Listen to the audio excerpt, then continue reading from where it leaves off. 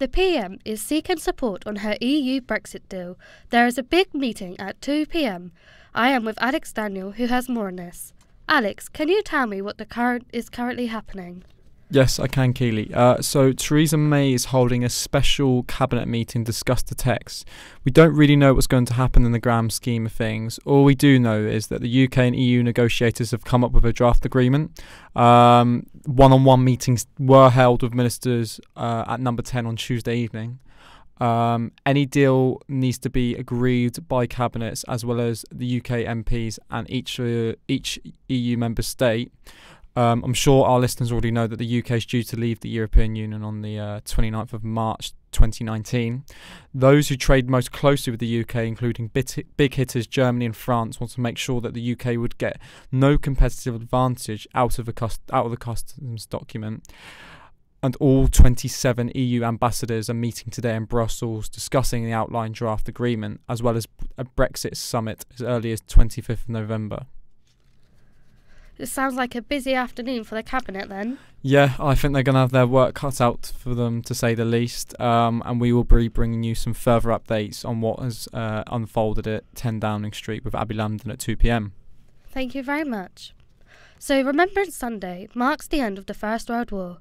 But for Polish people, the 11th of November is a day when they regained independence. In Palmerston Park in Southampton, hundreds of Polish residents sang the national anthem and waved dozens of red and white flags.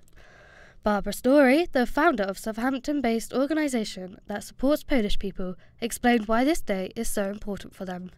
So many people have been fighting for freedom. We should remember them because we enjoy that freedom now. According to statistics, 1 in 4 men are victims of domestic violence. Support group Mankind says there needs to be more support for male abuse victims. We spoke to Yvonne, who explains where men can go for help. There are 2 male-specific charities. One is called Mankind, that's a national charity. And there's also one called Respect, that's a national charity. As our organisation, Southern Domestic Abuse Service, we work right across the lower half of Hampshire, and we actively support male victims of domestic abuse in exactly the same way as we would females. Southampton City Council has said certain items of memorabilia are being removed from families' graves because they pose a health and safety risk. I spoke to Joanne Morinda about how she has been affected.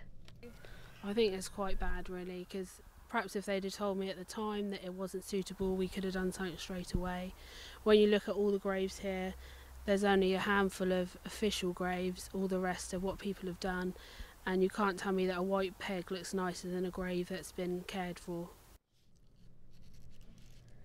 The Christmas market opens tomorrow. This gives retailers high hopes that it will bring in customers. Out of 500 local people who were surveyed in 2015, over 2/3 said they visited the Christmas market, with 1/5 saying they specifically came to the city because of the market. Dozens of volunteers have been to Chesil Bay to help clear up some of the plastic rubbish it's been building up. The plastic pollution at Chesil Bay is a hazard for wildlife. We spoke to Ian Bainley, who explained the issue. On the grand scale, so big things, there's lots of swans and other birds and wildlife that lives here could get tangled up in it. We did once rescue a swan just over here that had a piece of rope tied around its neck and it was trapped around a rock. It was fine, we released it, so that was good. And finally, the rebuilding of the Bargate has been delayed for a further 2 years. This is because the plans to build more student accommodation has changed, so they are building more retail outlets. We're going to bring new retailers into the city that will create a different kind of vibrancy, because we are creating an area which is going to have a unique atmosphere in the city centre.